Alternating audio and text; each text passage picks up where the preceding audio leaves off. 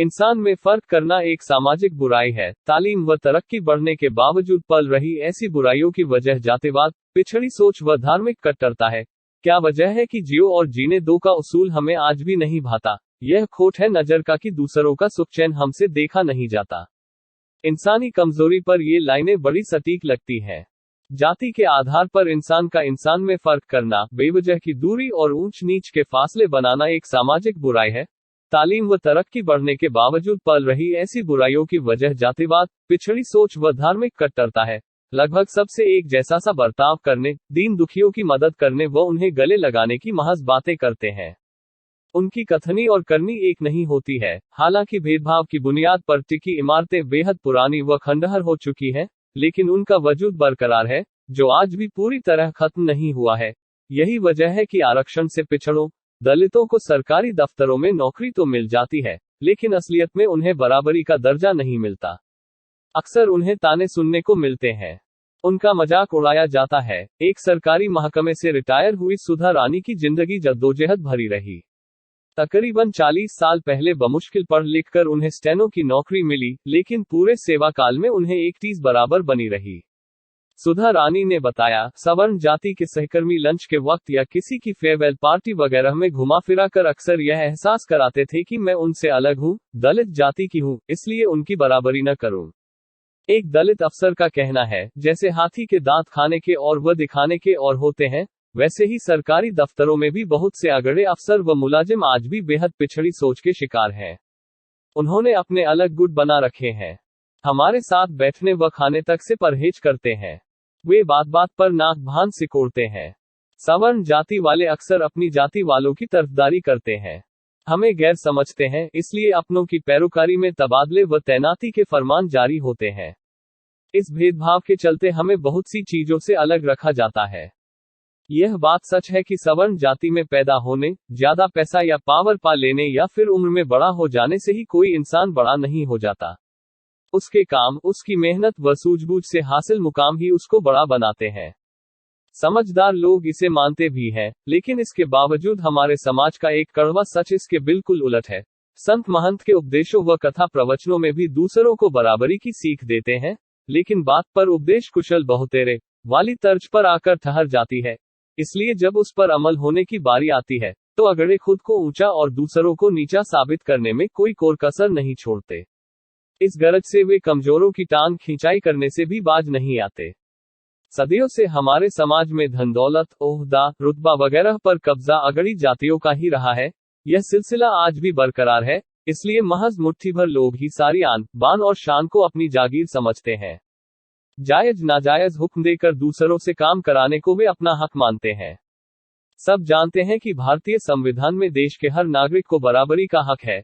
इसके बावजूद सरकारी दफ्तरों में आरक्षण की वजह से नौकरी व तरक्की पाने वाले लोग भी अगड़ों की आंखों में किरकिरी बने रहते हैं।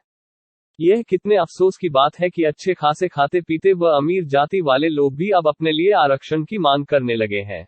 देखा गया है कि सरकारी नौकरी में दलितों और पिछड़ों को आरक्षण की सहूलियत मिलने की बात ज्यादातर अगड़ों के गले आसानी से नहीं उतरती। दरअसल, जब उन्हें अपने आसपास दूसरी दलित जाति वाले बढ़ते दिखते हैं, तो वे बेवजह ही उनकी बातों पर लाल पीले होने लगते हैं। कभी क्रीमी लेयर का मुद्दा उठाते हैं, तो कभी प्रमोशन में आरक्षण को गलत बताते हैं। इतना ही नहीं, मौका पाते ही वे अपने मातहतों को डराने धमकाने व सताने से भी बाज नहीं आते।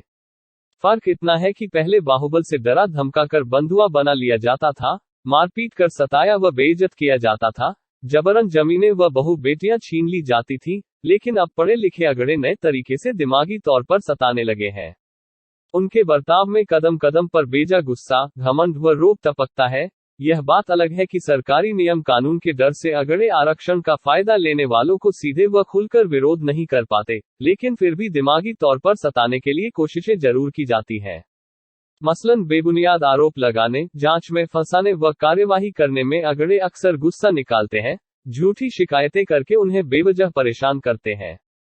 उत्तर प्रदेश के मेरठ जिला में गन्ना महकमे में मंडलीय लेवल के एक दलित अफसर को उनके नाम के हिज्जे बिगाड़कर उनके संगी साथी पहले तो खूब मजाक बनाते थे, फिर जब उनका चयन आईएएस में हो गया, तो रोड़ा अटकाने के लिए उनकी झूठी शिकायत कर दी कि उन्होंने लखनऊ मीटिंग विभागीय सफर में सेकंड क्लास का टिकट लेकर फर्स्ट क्लास का टीए लिया था। इसकी जांच हुई व दलित अफसर बेगुनाह पाए गए। वे तो अपनी काबिलियत से डीएम व कमिश्नर बन गए और उनसे जलने वाले सारे अगड़े वही कदम ताल करते रह गए। लेकिन ऐसी खुराफातों से अलगाव, टकराव व तनाव बढ़ता है। यह सच है कि सरकारी महकमों, सार्वजनिक निगमों व सहकारी संगठनों में तयशुदा आरक्षण मिलता है, लेकिन आरक्षण पाने वालों की गिनती कम ही रहती है। आमतौर पर अगड़ों को ही अव्वल समझा जाता है। यह बात गलत है। सिर्फ इम्तिहान में हासिल नंबरों को सबूत मानकर कामयाबी की दलीलें दी जाती हैं। बिना परखे ही अगड़ों के हुनर का गुणगान किया जाता है। आरक्षण के चलते नौकरी पाने वालों को कमतर आंका जाता है। इतना ही नहीं, उन्हें नकारा समझा जाता है। साथ ही मौका लगते ही उन्हें खूब खरी खोटी सुनाई जाती है। कहीं कहीं तो आज भी शादी ब्याह में, कुओं पर, मंदिरों में उनके साथ खराब बर्ताव किया जाता है। सोशल मीडिया पर भी कई तरह की बेसी रिपेयर की भड़ास देखी पड़ी जा सकती है। लेकिन सरकारी दफ्तरों में भी गैरबराबरी का चलन होना बहुत बुरा है। इस माहौल के जल्द सुधरने की कोई उम्मीद नहीं है, क्योंकि हर जाति में जातिवाद गहरे तक समाया हुआ है। गैरबराबरी से जुड़े इस मसले के कई पहलू हैं। दरअसल गरीब गुरबे, दलित, पिछड़े सदियों से अगड़ों की जबरदस्ती की मार के शिकार रहे हैं। ताकत, जागरूकता, तालीम की कमी, गरीबी व जातिवाद, छुआछूत और अंधविश्वास की जड़ें बहुत गहरी हैं। गांव इलाकों में रहने वाले ही नहीं, बल्कि शहरी भी भेदभाव करने के हिमायती हैं।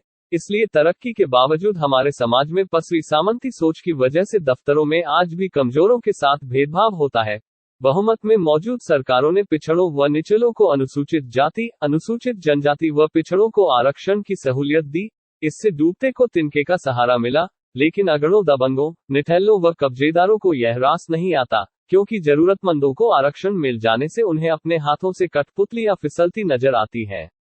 कपड़ों के नीचे छिपे इस कोण को हमेशा के लिए दूर किया जाए। समाज में ऐसा नया माहौल बनाया जाए जिसमें सभी अगड़े दलितों व पिछड़ों से चिढ़ना छोड़ें, उन्हें सिर्फ अपना खिदमतगार न समझें। ऐसा करना कोई मुश्किल काम नहीं है। बस जरूरत है नए दौर के पंडे पुजारियों के उन झूठे किस्से कहानियों की पोल खोलने की, जिनकी घुट्टी बचपन से पिलाई गई है। दरअसल ऐसी बातें सिर्फ हम सबको अलग थलग करके खुद अपना घर भरने की गरज से की जाती हैं। अगड़े, नेता, पंडे पुजारी, कट्टरपंथी, धर्म और समाज के ठेकेदार अपने फायदे के लिए भेदभाव के बीज बोकर लोगों को भरमाते, भटकाते व भड़काते हैं। अमीर मुल्क बहुत तेजी से आगे बढ़ रहे हैं और हम सदियों पुराने पचड़ों में पड़े हैं। साथ ही आरक्षण से नौकरी की सहूलियत पाने वालों को भी कोशिश करनी चाहिए कि वे नौकरी को अपनी मंजिल नहीं, सफर समझें। काम का तजर्बा व हुनर सीखकर खुद अपना रोजगार करें, ताकि नौकरी करने के बजाय अपने यहाँ दूसरों को काम पर रखने वाले बन सकें।